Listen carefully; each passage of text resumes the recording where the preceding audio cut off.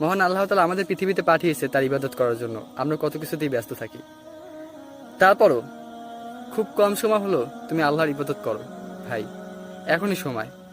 ঠিক আছে, তুমি মনে করবা যে না আমি বয়স হয়ে যাবে তখন না হয় আমি ইবাদত করব, এটা হয়ে ওঠে না।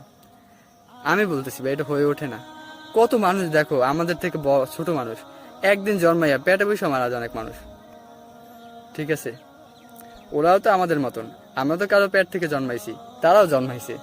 ঠিক আছে, তো আমাদের আগে অনেক মানুষ মারা গেছে, তো তারা কিন্তু ভাবে না, বা তারপরে আমাদের থেকে কিছু ছোট মানুষও মারা গেছে, 10 বছর 15 বছর এর অনেকে মারা গেছে। তো তারা কখনো ভাবে না যে না আমি আজকে বাঁচবো না, আমার আজকে আজকে মৃত্যু আছে, এটা কেউই ভাবে নাই।